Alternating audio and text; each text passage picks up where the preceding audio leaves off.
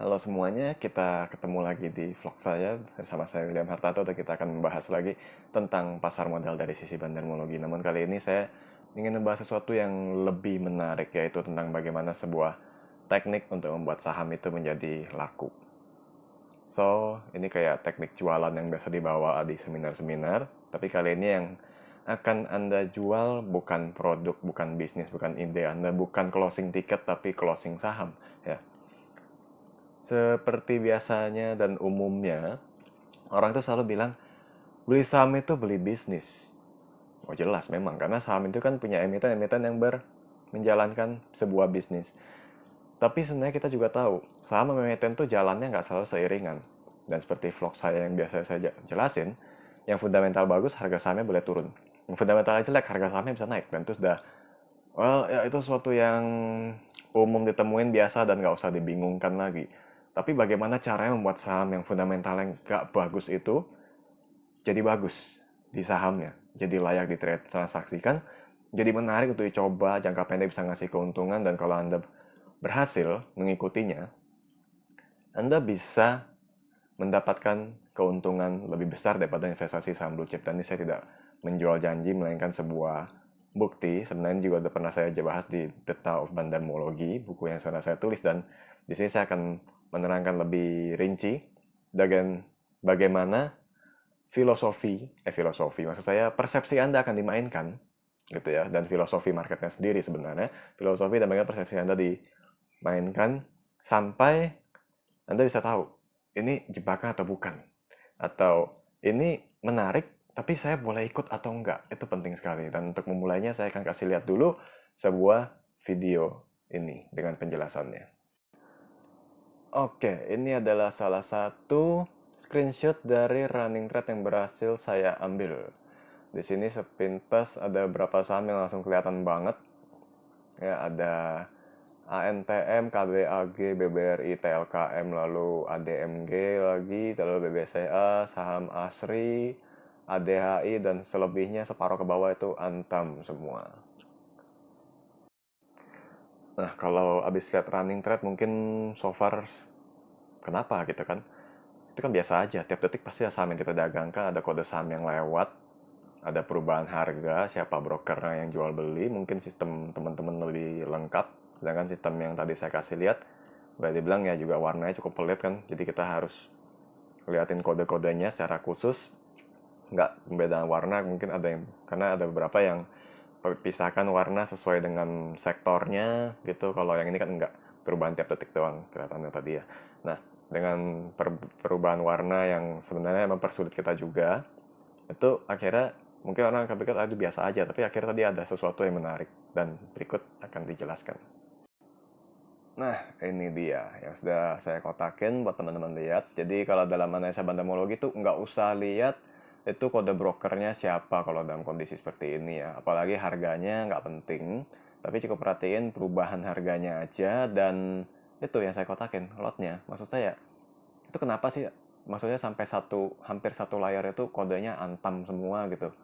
Ya, membuat orang jadi tertarik ingin tahu nggak? Tentu saja iya. Jadi kayak kita lagi wisata kuliner gitu kan, kita lihat mana yang warungnya paling rame antriannya, itu pasti jadi ada pikiran jangan-jangan itu rame karena enak. Nah sama, kalau saham tuh rame diperdagangkan, itu akan menimbulkan efek pikiran jangan-jangan tuh rame karena bisa ngasih keuntungan. Nah itu yang terjadi pada saham Antam ini yang saya secara khusus tandain untuk jadi bahan pada video kali ini, walaupun tidak bersifat rekomendasi ya. Jadi ini cuma memberikan edukasi ada apa sebenarnya dan bagaimana tekniknya sampai saham itu bisa jadi menarik dan bisa jadi laku. Nah, jadi sudah lihat tadi ya, sesuatu yang saya tandain, yang saya curigain gitu kan dalam perdagangan itu kenapa. Nah, ini kalau dalam bandarmologi ini memang salah satu tekniknya atau kemampuan promosinya ya dari market maker untuk membuat orang jadi mau beli saham itu. Karena ciri khas manusia ya, tahu nggak tahu jadi tahu juga ketika menarik perhatian gitu kan. Nah, sama kayak saham tadi, dengan dilewatin terus di running trade secara khusus, itu orang jadi nggak tahu, jadi tahu juga. Dari nggak mau beli mungkin, jadi mau juga. Alasannya apa? Oh, ini transaksinya ramai, ada sesuatu yang boleh dicoba. Akhirnya kebiasaan orang yang mau coba, mau gambling, kalau biasa saya dibaca nyobain jurang gitu ya. Tahu ini kayaknya jebakan tapi cobain dulu.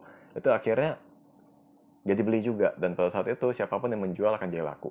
Dan kenapa disusun lotnya kecil-kecil, cuma dua lot, satu lot, dua lot, satu lot, itu supaya bisa jadi ramai. Maksud saya, kalau misalnya kita jumlahin barisannya dengan lotnya, mungkin cuma 100 atau cuma 200.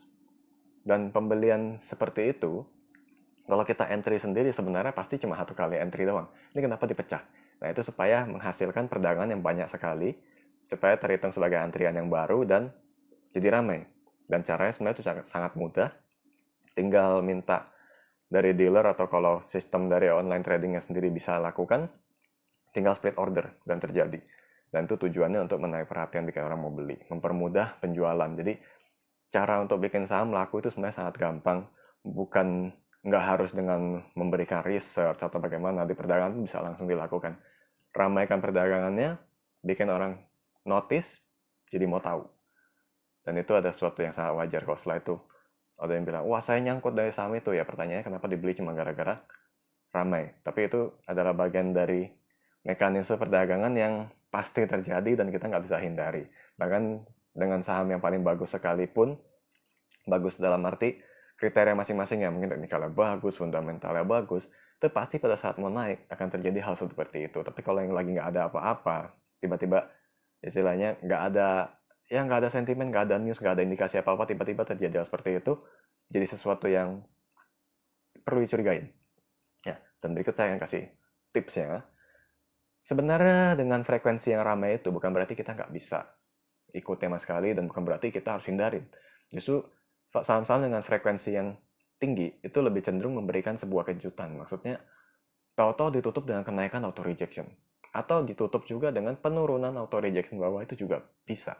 Tapi kalau misalnya frekuensinya ramai karena akan naik, tentu itu jadi menarik. Caranya, saat frekuensi saham itu tinggi, perhatikan perubahan harganya, sedang naik atau sedang turun. Ingat, di Indonesia nggak boleh short sell, jadi carilah yang frekuensinya tinggi sedang naik. Naiknya itu sudah berapa?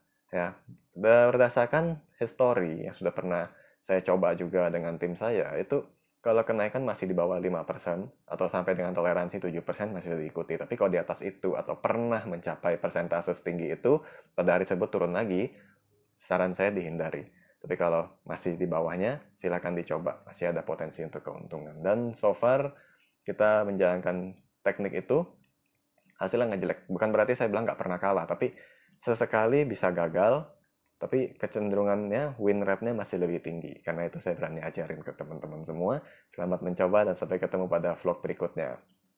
Kalau kalian suka dengan channel ini dan kontennya dan nggak mau ketinggalan untuk edukasi berikutnya, silahkan subscribe dan berikan like. Sampai ketemu lagi pada vlog berikutnya. See you!